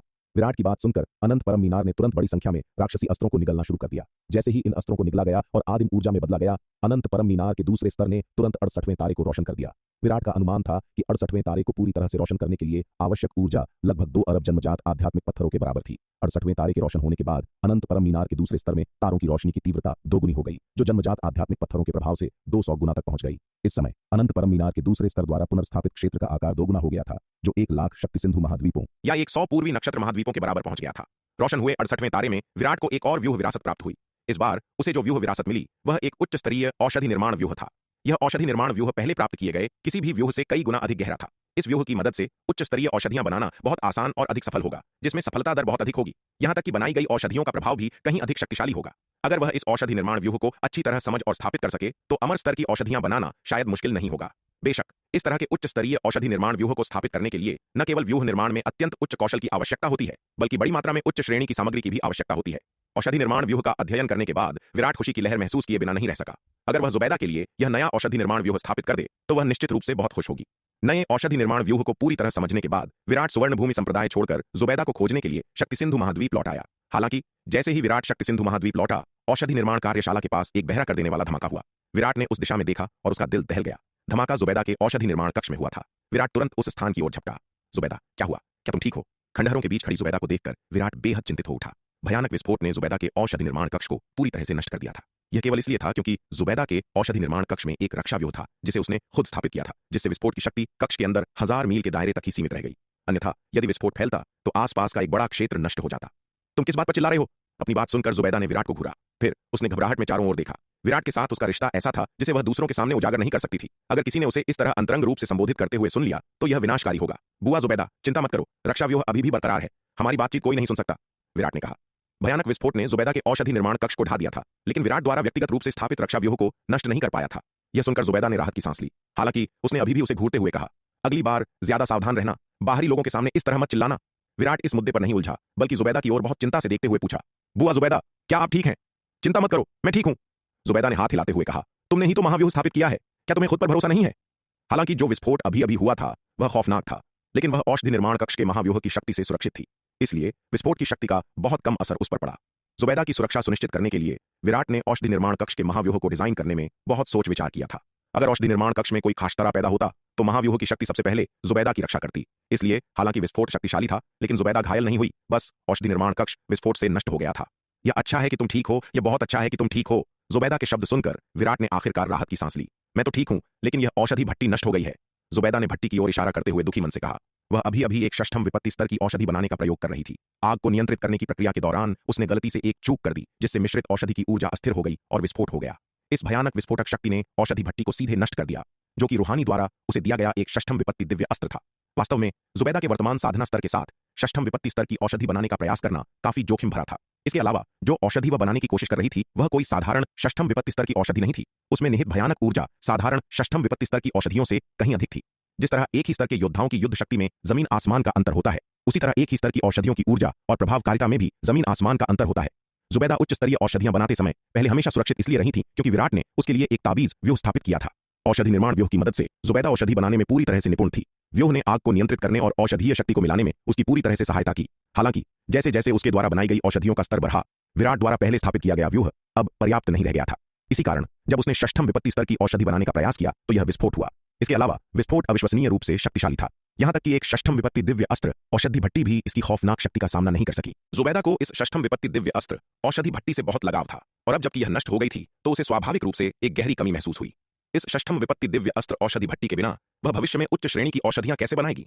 यह षष्ठम विपत्ति दिव्य अस्त्र के लिए केवल एक मामूली सी औषधि भट्टी ही तो थी। क्या हुआ अगर इसमें विस्फोट हो गया? विराट ने लापरवाही से कहा। अगर यह पुरानी वाली उड़ गई तो मैं तुम्हारे लिए एक और बेहतर भट्टी खरीद दूंगा। सच में? जुबैदा ने उसकी ओर देखते हुए पूछा। बिल्कुल, मैंने बुआ जुबैदा से कभी झूठ कब बोला है? विराट ने तुरंत अपनी छाती थपथपाते हुए उसे आश्वासन दिया। गुरुदेव, गुरुदेव, क्या हुआ? तभी जब दोनों बात कर रहे थे, एक छोटी सी आकृति दौड़ती हुई आई। यह वान्या गठबंधन से रूहानी थी। दिल दहला देने वाला धमाका सुनकर वह दौड़ती हुई आई थी। न केवल रूहानी बल्कि वान्या, गुरु कावेरी, निहारिका, शुभांगी और अन्य लोगों का एक बड़ा समूह विस्फोट की आवाज सुनकर वहां आ पहुंचा। छोटी बहन, क्या तुम ठीक हो? गुरु कावेरी ने जुबैदा से चिंता के साथ पूछा। आप सभी का धन्यवाद, मैं ठीक हूं, जुबैदा ने मुस्कुराते हुए कहा। विराट, तुमने अपनी बुआ जुबैदा को इतनी खतरनाक औषधि क्यों बनाने दी? गुरु कावेरी ने विराट को घूरते हुए थोड़े उलाहना भरे स्वर में कहा। चौथी बड़ी बहन, इसका विराट से कोई लेना देना नहीं है। मैं खुद इस नई औषधि को विकसित करना चाहती थी, इसलिए नहीं कि विराट ने मुझे ऐसा करने के लिए कहा। उसे मत डांटो। गुरु कावेरी की बात सुनकर जुबैदा ने झट से बीच बचाव किया। जुबैदा को विराट का इतनी बेताबी से बचाव करते देख गुरु कावेरी उसे एक अजीब सी, थोड़ी रहस्यमयी नजर से देखे बिना न रह सकी। अन्य लोग जुबैदा और विराट के बीच के रिश्ते को भले न जानते हों, लेकिन गुरु कावेरी जुबैदा को बहुत अच्छी तरह जानती थी। वे इसे दूसरों से तो छिपा सकते थे, लेकिन उससे नहीं। गुरु कावेरी पहले ही अंदाजा लगा चुकी थी कि जुबैदा और विराट के बीच का रिश्ता अब एक साधारण बुआ भतीजे का रिश्ता नहीं रह गया था। यह भी संभव था कि उनके बीच पहले से ही कोई प्रेम प्रसंग चल रहा हो। अन्यथा दिल के मामलों में विराट के स्वभाव को देखते हुए वह कभी भी जुबैदा के इतना करीब नहीं आता। गुरु कावेरी अपनी शिष्या के स्वभाव से भी बहुत अच्छी तरह परिचित थी। यह ठीक इसलिए था क्योंकि उसने विराट और जुबैदा के बीच के रिश्ते का अंदाजा लगा लिया था कि गुरु कावेरी ने वेद प्रकाश, तेजराज, भवानी दत्त और अन्य लोगों को बहुत कड़ी फटकार लगाई थी जब उन्होंने जुबैदा की असाधारण प्रतिभा और इसके इतने बेजोड़ हो जाने के कारण के बारे में पूछताछ की थी। उसकी छोटी बहन हमेशा से ही इतनी नाजुक और आसानी से शर्मिंदा होने वाली रही थी। अगर विराट के साथ उसका रिश्ता उजागर हो गया तो वह क्या करेगी? अगर उसने जल्दबाजी में कोई कदम उठा लिया तो परिणाम भयानक हो सकते हैं। गुरु कावेरी अपनी छोटी बहन को बहुत लाड प्यार करती थी और किसी को उसे नुकसान पहुंचाना बर्दाश्त नहीं कर सकती थी। इसीलिए गुरु कावेरी ने वेद प्रकाश, तेजराज और भवानी दत्त को इतनी बुरी तरह डांटा था जब उन्होंने जुबैदा की असाधारण प्रतिभा के बारे में पूछा था। हालांकि गुरु कावेरी जुबैदा और विराट के बीच के रिश्ते को लेकर खुद को बेबस महसूस करती थी। एक उसकी सबसे होनहार शिष्या थी और दूसरी उसकी सबसे प्यारी छोटी बहन। भले ही वे गंभीर गलतियां करें, वह उन्हें माफ कर देगी। गुरु कावेरी ने न केवल उनके रिश्ते को उजागर नहीं किया बल्कि उन्हें व्यापक रूप से छुपाया भी। अब उन्हें दोष देने का क्या फायदा था? इसके अलावा उसकी छोटी बहन दृढ़ इच्छा शक्ति वाली थी। अगर उसे विराट के साथ रहने की अनुमति नहीं दी गई तो कौन जानता है कि वह किस तरह की मुसीबत खड़ी कर देगी। गुरु कावेरी की आंखों में अजीब सा भाव देखकर जुबैदा घबरा गई और उसने अपना सिर नीचे कर लिया। गुरु कावेरी की आंखों में सीधा देखने की उसकी हिम्मत नहीं हुई। असल में जुबैदा को हल्का सा संदेह था कि उसकी चौथी बड़ी बहन पहले ही विराट के साथ उसके रिश्ते के बारे में जानती होगी। तलवार संप्रदाय में वह और गुरु कावेरी सबसे करीब थे और गुरु कावेरी उसकी सबसे ज्यादा देखभाल करती थी। उसी तरह गुरु कावेरी उसके व्यक्तित्व को सबसे अच्छी तरह समझती थी। अपनी बातें दूसरों से छिपाना आसान था, लेकिन अपनी पारखी चौथी बड़ी बहन से उन्हें छिपाना मुश्किल होगा। यह सोचकर जुबैदा को भारी घबराहट महसूस हुई। छोटी बहन, जब तुम औषधि बना रही हो तो तुम्हें सावधान रहना चाहिए और खुद पर बहुत ज्यादा जोर नहीं डालना चाहिए। अगर तुम्हें कुछ हो गया तो क्या होगा? गुरु कावेरी ने जुबैदा की ओर देखते हुए कहा। हाँ चौथी बड़ी बहन, मैं समझ गई। जुबैदा ने अपना सिर नीचे कर लिया और आज्ञाकारी रूप से गुरु कावेरी की फटकार को स्वीकार कर लिया। वह हमेशा अपनी इस चौथी बड़ी बहन का सम्मान करती थी और उससे प्यार करती थी, लेकिन साथ ही वह गुरु कावेरी से थोड़ा डरती भी थी। पूरे तलवार संप्रदाय में केवल गुरु कावेरी ही शायद ऐसी हस्ती थी जो जुबैदा को इतना आज्ञाकारी बना सकती थी। क्योंकि तुम ठीक हो छोटी बहन, इसलिए अब हम तुम्हें और परेशान नहीं करेंगे। जुबैदा को फटकारने के बाद गुरु कावेरी ने उसकी ओर देखा और कहा, विराट तुम यहीं रुको और अपनी बुआ जुबैदा को इस औषधि निर्माण कक्ष के पुनर्निर्माण में मदद करो। गुरु कावेरी ने फिर विराट की ओर मुड़कर कहा। जी गुरुदेव। गुरु कावेरी की बात सुनकर विराट केवल आज्ञाकारी रूप से सहमत हो सकता था। उसकी वर्तमान अपार शक्ति और तलवार संप्रदाय के वास्तविक नियंत्रक के रूप में उसकी उच्च स्थिति से धोखा मत खाइए। गुरु कावेरी के सामने वह अभी भी गुरु कावेरी का कनिष्ठ शिष्य ही था। गुरु कावेरी के प्रति उसका सम्मान उसकी शक्ति के कारण कभी नहीं बदला। भले ही गुरु कावेरी की शक्ति उसकी तुलना में बहुत कम थी, लेकिन वह केवल आज्ञाकारी होकर उसके आदेशों का पालन कर सकता था। बाकी सब लोग चले जाओ। गुरु कावेरी ने निहारिका, शुभांगी, रूहानी और वान्या की ओर देखकर कहा। यह कहकर उसने आगे बढ़कर रास्ता दिखाया और वहां से चली गई। गुरु कावेरी के आदेश पर स्वाभाविक रूप से दूसरों की अवज्ञा करने की हिम्मत नहीं हुई और वे जल्दी से उसके पीछे चले गए। यहां तक कि रूहानी, वह निडर छोटी लड़की, भी गुरु कावेरी के सामने लापरवाही से काम करने की हिम्मत नहीं कर सकी और चुपचाप उसके पीछे चली गई। यहां तक कि अपनी गुरु जुबैदा के सामने रूहानी खुलकर बेबाकी से पेश आती थी, लेकिन केवल गुरु कावेरी, अपनी चौथी बड़ी बहन के सामने, उसने कोई भी अनुचित काम करने की हिम्मत नहीं की। विराट, चौथी बड़ी बहन को हमारे रिश्ते पर शक होता दिख रहा है, हमें क्या करना चाहिए? सबके जाने के बाद जुबैदा ने विराट की ओर देखा। उसका दिल घबराहट से भरा हुआ था। जुबैदा, क्यों ना हम बस अपना रिश्ता सार्वजनिक कर दें? विराट ने उसकी ओर देखते हुए कहा। उसे हमेशा लगता था कि उनके रिश्ते को रहस्य रखना जुबैदा के साथ अन्याय है। नहीं। विराट की बात सुनकर जुबैदा ने तुरंत कहा, अगर उनका रिश्ता सार्वजनिक हो गया तो वह निहारिका और शुभांगी का सामना कैसे करेगी? वह अपने साथी शिष्यों का सामना कैसे करेगी? इसके अलावा भले ही उसे खुद कोई परवाह न हो, वह नहीं चाहती थी कि विराट इससे प्रभावित हो। वह आखिरकार विराट की वरिष्ठ बुआ थी, फिर भी उसका विराट के साथ ऐसा शर्मनाक संबंध था। दूसरे लोग विराट को किस नजर से देखेंगे? शक्ति सिंधु महाद्वीप के नेता और तलवार संप्रदाय के वास्तविक शासक के रूप में विराट की प्रतिष्ठा अत्यंत महत्वपूर्ण थी। वह नहीं चाहती थी कि उसकी वजह से दूसरों की नजर में विराट की छवि या शक्ति सिंधु महाद्वीप पर उसकी प्रतिष्ठा पर कोई असर पड़े। अगर इस मामले से पूरे तलवार संप्रदाय की स्थिरता प्रभावित हुई तो वह मोक्ष से भी परे हो जाएगी। इसलिए चाहे कुछ भी हो, वह इस रहस्य को उजागर नहीं होने दे सकती थी। वह इतने में ही संतुष्ट थी जब तक वह विराट के साथ रह सके। उसे खिताब या रुतबे की कोई परवाह नहीं थी। विराट, तुम्हें कभी किसी को हमारे बारे में नहीं जानने देना चाहिए, अन्यथा मैं तुम्हें कभी माफ नहीं करूंगी। जुबैदा ने विराट को देखा और बहुत गंभीरता से कहा। उसे डर था कि जुबैदा के साथ अन्याय से बचने के लिए विराट सच में इसे सार्वजनिक कर देगा, जो भयानक होगा। इसलिए इस पल में उसे विराट को सख्ती से चेतावनी देनी थी।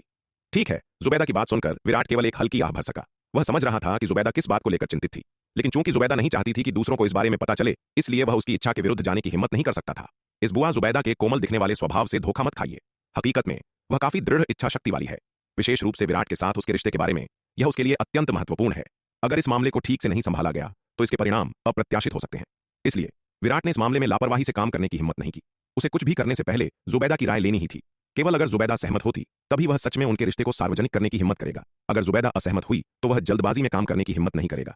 विराट ने इस मामले पर आगे कोई विचार नहीं किया। उसने तेजस्वी सिंह को खोजा और जुबैदा के औषधि निर्माण कक्ष के पुनर्निर्माण में उनकी मदद मांगी। इस पुनर्निर्माण का लाभ उठाते हुए विराट ने जुबैदा के औषधि निर्माण कक्ष को उसके मूल आकार से 10 गुना बढ़ा दिया। इससे जुबैदा का औषधि निर्माण कक्ष 10,000 मील के क्षेत्र में फैली एक शानदार इमारत में बदल गया। तेजस्वी सिंह के लिए यह स्वाभाविक रूप से एक आसान काम था। उन्होंने निर्माण कार्यशाला के शिल्पकारों का नेतृत्व किया और नया औषधि निर्माण कक्ष 1 घंटे से भी कम समय में बनकर तैयार हो गया। नया बना औषधि निर्माण कक्ष पिछले वाले की तुलना में कहीं बड़ा और अधिक शानदार था। पूरे तलवार संप्रदाय की सभी इमारतों में जुबैदा का नया औषधि निर्माण कक्ष आसानी से शीर्ष 10 में आ सकता था। जुबैदा, थोड़ी देर रुको, मैं तुम्हारे लिए एक और भी बेहतर औषधि भट्टी लेकर आता हूं। नया औषधि निर्माण कक्ष पूरा होने के बाद विराट ने जुबैदा से कहा, हम। जुबैदा ने अनमने ढंग से सिर हिलाया। गुरु कावेरी ने उसे पहले जो अजीब सी नजर दी थी, उसने उसे अभी भी काफी व्याकुल कर रखा था। उसे इतना विचलित देखकर विराट को दया आ गई। वह अपना हाथ बढ़ाकर जुबैदा को अपनी बाहों में खींचने, उसके चिकने माथे को प्यार से चूमने और धीरे से कहने से खुद को नहीं रोक सका। मत सोचो, मैं तुम्हारे लिए यहाँ हूं। भले ही लोगों को हमारे रिश्ते के बारे में पता चल जाए, इससे कोई फर्क नहीं पड़ेगा। मैं खुलेआम और ईमानदारी से तुमसे शादी करूंगा। विराट की बात सुनकर जुबैदा का नाजुक शरीर कांप उठा। उसने विराट के सुंदर चेहरे की ओर ऊपर देखा और उसे भावुकता और मिठास दोनों का एहसास हुआ। उसने शर्मीलेपन से सिर हिलाया और फुसफुसाते हुए कहा, शायद मैं कुछ ज्यादा ही सोच रही हूं। शायद हालात इतने बुरे भी नहीं हैं। विराट के चौड़े सीने से लगकर उसके अशांत दिल को थोड़ी शांति मिली। विराट और जुबैदा कुछ देर वहीं रुके रहे, जिसके बाद विराट ने उससे विदा ली और जुबैदा का औषधि निर्माण कक्ष छोड़ दिया। जुबैदा के औषधि निर्माण कक्ष से निकलने के बाद विराट ने अपने स्वर्ण नाग अवतार को स्थानिक स्थानांतरण व्यूह के माध्यम से पूर्वी नक्षत्र महाद्वीप के पूर्वी सागर में भेज दिया। फिर उसका स्वर्ण नाग अवतार पूर्वी नक्षत्र महाद्वीप के पूर्वी सागर से गगन पलायन नौका पर सवार होकर रहस्यमयी कन्या महाद्वीप की ओर जाएगा। इस बार उसने जुबैदा के लिए रहस्यमयी कन्या महाद्वीप में सुवर्ण भूमि व्यापार मंडल से एक उच्च श्रेणी की औषधि भट्टी खरीदने की योजना बनाई थी। पूर्वी नक्षत्र महाद्वीप में सुवर्ण भूमि महाद्वीप में मुख्यालय के अलावा अमर महाद्वीप, श्रवण वर्षा महाद्वीप, महारक्तिम महाद्वीप, पंच अग्नि महाद्वीप और रहस्यमयी कन्या महाद्वीप के 5 महाद्वीपों में सुवर्ण भूमि व्यापार मंडल की शाखाएं उच्चतम स्तर की हैं। विराट ने इस बार जुबैदा के लिए रहस्यमयी कन्या महाद्वीप में एक उच्च श्रेणी की औषधि भट्टी खरीदना चुना। इस अवसर का लाभ उठाकर पूर्वी सागर और पूर्वी नक्षत्र महाद्वीप के पूर्वी हिस्से की स्थिति को और समझने की उम्मीद के साथ आखिर वह भविष्य में भी पंचमकर संप्रदाय से निपटना चाहता था। रहस्यमयी कन्या महाद्वीप पूर्वी सागर के सबसे करीब है, इसलिए इसके पास पूर्वी सागर के बारे में सबसे समृद्ध खुफिया जानकारी होनी चाहिए। पहले जब उसका स्वर्ण नाग अवतार पूर्वी सागर में आया था तो उसका ध्यान केवल पूर्वी सागर में विभिन्न ताकतों की स्थिति को विशेष रूप से समझे बिना प्राचीन नागवंश के शक्तिशाली व्यक्ति द्वारा छोड़ी गई गुफा को खोजने पर केंद्रित था। लेकिन अब बात अलग है। पंचमकर संप्रदाय से निपटने के लिए उसे पूर्वी सागर में ताकतों के बंटवारे को और समझना होगा। अपने आप को और अपने दुश्मन को जानना ही जीत की कुंजी है। विराट के स्वर्ण नाग अवतार को रहस्यमयी कन्या महाद्वीप से इस समुद्री क्षेत्र की यात्रा करने में लगभग 3 साल लग गए थे। लेकिन अब गगन पलायन नौका चलाते हुए एक उड़ता हुआ जादुई अस्त्र जो अमृता के लिए आधा कदम पीछे था, विराट 1 महीने से भी कम समय में उस समुद्री क्षेत्र से रहस्यमयी कन्या महाद्वीप पहुंच गया। गगन पलायन नौका की गति अतुलनीय थी। शक्ति सिंधु महाद्वीप, दक्षिणी महाद्वीप, जुबैदा का औषधि निर्माण कक्ष। षष्ठम विपत्ति दिव्य अस्त्र की औषधि भट्टी के विस्फोट में नष्ट हो जाने के बाद जुबैदा के पास विराट द्वारा उसे दी गई पंचम विपत्ति दिव्य अस्त्र की औषधि भट्टी का अस्थायी रूप से उपयोग करके पंचम विपत्ति औषधियां बनाने के अलावा कोई विकल्प नहीं था। एक उच्च स्तरीय औषधि भट्टी के बिना उसने नई औषधियों के अनुसंधान और विकास को भी अस्थायी रूप से रोक दिया और केवल पंचम विपत्ति औषधियां ही बनाई जिन्हें वह पहले ही विकसित कर चुकी थी। इस दिन जब जुबैदा पंचम विपत्ति औषधियां बना रही थी, गुरु कावेरी उसके दरवाजे पर आई। चौथी बड़ी बहन। जुबैदा ने गुरु कावेरी की ओर देखा और थोड़ी घबराहट महसूस करने से खुद को रोक नहीं पाई। वह उस अजीब नजर को नहीं भूली थी जो गुरु कावेरी ने उसे पिछली बार दी थी। छोटी बहन, एक बात है जो मैं तुमसे पूछना चाहती हूँ, गुरु कावेरी ने जुबैदा की ओर देखते हुए कहा। चौथी बड़ी बहन, क्या बात है? जुबैदा यह सुनकर और भी घबरा गई। उसके पतले हाथों ने उसके कपड़ों के किनारों को कसकर पकड़ लिया और उसकी खूबसूरत आंखें गुरु कावेरी की नजर से बचती हुई इधर उधर भटकने लगीं। छोटी बहन, तुम्हारे और विराट के बीच आखिर क्या चल रहा है? गुरु कावेरी ने जुबैदा से गंभीरता से पूछा। घर लौटने के बाद उसने इस पर बार बार विचार किया था और अंत में जुबैदा से इस मामले के बारे में सीधे पूछने का फैसला किया था। गुरु कावेरी की बात सुनकर जुबैदा के दिल की धड़कन रुक सी गई। उसका खूबसूरत चेहरा पल भर में ही मौत जैसा पीला पड़ गया। यही तो चौथी बड़ी बहन को विराट के साथ उसके रिश्ते पर शक था। चौथी बड़ी बहन, मैं जुबैदा का चेहरा सफेद पड़ गया था और वह हकलाने लगी। काफी देर तक एक पूरा वाक्य बोलने में असमर्थ रही। जुबैदा की प्रतिक्रिया देखकर गुरु कावेरी ने अनिवार्य रूप से अपने संदेह की पुष्टि कर ली थी। छोटी बहन, क्या तुम्हारे और विराट के बीच, तुम जानती हो, उस तरह का रिश्ता है? गुरु कावेरी ने जुबैदा को देखा और एक हल्की आह के साथ पूछा। गुरु कावेरी की बात सुनकर जुबैदा फिर से बुरी तरह कांप उठी। चौथी बड़ी बहन, मुझे माफ कर दीजिए। जुबैदा की आंखों में तुरंत आंसू भर आए। उसने अपना सिर नीचे कर लिया और बोलते समय उसका नाजुक शरीर कांप रहा था। उसकी बड़ी बहन को विराट के साथ उसके प्रेम प्रसंग का पता चल गया था। क्या उसकी बड़ी बहन उन्हें साथ रहने से रोक देगी? इस पल जुबैदा को गहरी निराशा महसूस हुई। वह सोच भी नहीं सकती थी कि अगर उसने विराट को खो दिया तो वह अपनी जिंदगी कैसे जिएगी। विराट के प्रति उसका गहरा प्यार उसके अस्तित्व में ही बस गया था। अगर उसने विराट को खो दिया तो शायद उसमें जीने की हिम्मत भी नहीं बचेगी। इस समय जुबैदा पूरी तरह से उथल पुथल में थी। छोटी बहन, क्या उस बदमाश ने तुम्हारे साथ जबरदस्ती की है? अगर उसने ऐसी कोई बदतमीजी की है तो मैं निश्चित रूप से तुम्हें इंसाफ दिलाऊंगी। गुरु कावेरी ने पीले पड़े चेहरे वाली जुबैदा की ओर देखा और उसे दया आ गई। उसने प्यार से जुबैदा के बालों को सहलाया और धीरे से पूछा, नहीं नहीं, मैं ही बेशर्म थी जिसने उसे लुभाया था। बड़ी बहन, अगर आपको किसी को सजा देनी है तो मुझे सजा दीजिए, विराट को दोष मत दीजिए। जुबैदा ने अपना सिर उठाया। उसके चेहरे पर आंसू बह रहे थे और उसने गहरे दुख के साथ कहा, यह सब मेरी गलती है, मैं बेशर्म थी। मुझे पता था कि निहारिका और शुभांगी उसे पसंद करती हैं, लेकिन फिर भी मैंने उसे अपनी ओर आकर्षित किया। मैंने निहारिका और शुभांगी के साथ धोखा किया है और मैंने हमारे संप्रदाय को शर्मसार किया है। बड़ी बहन, मुझे मार डालिए। जुबैदा बोलते बोलते फूट फूट कर रो रही थी। छोटी बहन, ऐसा मत कहो, मेरा तुम्हें दोष देने का कोई इरादा नहीं था। जुबैदा को इस तरह देखकर गुरु कावेरी को उसके लिए बुरा लगने लगा। उसने हाथ बढ़ाया और जुबैदा को अपनी बाहों में खींच लिया। उसकी पीठ को प्यार से थपथपाया और धीरे से उसे दिलासा देते हुए कहा, मैं यहां तुमसे पूछताछ करने नहीं आई हूं। बड़ी बहन, आप मुझसे नाराज नहीं है? जुबैदा गुरु कावेरी की बात सुनकर हैरान रह गई। उसने सोचा था कि गुरु कावेरी उसका सामना करने और उसे विराट के साथ रहने से रोकने आई है, लेकिन अब ऐसा लग रहा था कि उसने कुछ ज्यादा ही सोच लिया था। पगली लड़की, मैं तुम्हें दोष क्यों दूंगी? गुरु कावेरी ने धीरे से उसके सिर पर थपकी दी और खींचते हुए कहा, लेकिन लेकिन मैंने जो किया वह शुभांगी और निहारिका के आदमी को चुराने जैसा था। जुबैदा ने धीमे स्वर में कहा। उसका चेहरा शर्म से लाल था। उन दोनों लड़कियों का आदमी चुराने से तुम्हारा क्या मतलब है? गुरु कावेरी ने झुंझलाते हुए कहा, उस लड़के की जिंदगी में और भी महिलाएं हैं। गिनो कि उसके पास कितनी महिलाएं हैं। शुभांगी और निहारिका के लिए एक कम या एक ज्यादा से कोई फर्क नहीं पड़ता। वे उसकी अन्य महिलाओं को बर्दाश्त कर सकती हैं, तो वे तुम्हें क्यों बर्दाश्त नहीं करेंगी? लेकिन लेकिन मैं तो आखिर उनकी बुआ हूं, जुबैदा ने धीरे से कहा। बोलते समय उसका सुंदर चेहरा शर्म से सुर्ख लाल हो गया। तुम्हें अब याद आया कि तुम उनकी वरिष्ठ बुआ हो? तुम्हें यह बात पहले ही क्यों नहीं याद आई? गुरु कावेरी ने उसे घूरते हुए झुंझलाकर कहा। गुरु कावेरी की बात सुनकर जुबैदा ने कुछ पल के लिए एक शब्द कहने की भी हिम्मत नहीं की। हालांकि वह जानती थी कि उसके लिए विराट को पसंद करना गलत था, लेकिन उसे खुद नहीं पता था कि वह कब उसके प्यार में पड़ गई। वह भावना बस उसके नियंत्रण से बाहर थी। बेशक अगर वह भाग्य का वह मोड़ न होता जिसकी वजह से उसका विराट के साथ रिश्ता बना, तो उसकी यह हालत नहीं होती। आखिर उसकी स्थिति को देखते हुए भले ही वह विराट को बहुत पसंद करती, वह कभी इसे व्यक्त करने की हिम्मत नहीं करती। लेकिन उस समय रूहानी के शरारती कारनामे के कारण उसे पुष्प वाटिका रहस्य ग्रंथ दिया गया था, जिसके बारे में उसने दावा किया था कि यह विराट का विचार था। पुष्प वाटिका रहस्य ग्रंथ के प्रभाव में विराट के प्रति उसका प्यार पूरी तरह से अनियंत्रित हो गया और इसने उसके दिल में छिपी इच्छा को प्रज्वलित कर दिया। उस समय विराट के पास उसे बचाने के लिए उसके साथ वह अंतरंग संबंध बनाने के अलावा कोई विकल्प नहीं था। विवाह संपन्न होने के बाद उनका रिश्ता धीरे धीरे वहीं पहुंच गया जहां वह आज है। अगर उस घटना के कारण अप्रत्याशित परिस्थितियां उत्पन्न न हुई होती तो विराट के व्यक्तित्व को देखते हुए उनका रिश्ता कभी भी इस मुकाम तक नहीं पहुंच पाता। उस स्थिति में उनका रिश्ता हमेशा बुआ और भतीजे का ही बना रहता। यह विराट के लिए शायद बहुत मायने न रखता हो, लेकिन उसके लिए यह उसके जीवन का एक बड़ा पछतावा होता। इसलिए हालांकि यह रूहानी की शरारत थी जिसकी वजह से वह घटना हुई, जुबैदा ने कभी रूहानी को दोष नहीं दिया। इसके विपरीत वह रूहानी की बहुत आभारी थी। अपनी छोटी शिष्या की शरारत के बिना विराट के प्रति उसका प्यार हमेशा उसके दिल की गहराइयों में ही दफन रह जाता। छोटी बहन, चिंता मत करो, क्योंकि यह सब हो ही चुका है, इसलिए मैं बिल्कुल भी हाथ पर हाथ धरे नहीं बैठूंगी। मैं उस लड़के को तुम्हारे प्रति अपनी जिम्मेदारी निभाने और तुमसे शादी करने के लिए मजबूर करूंगी।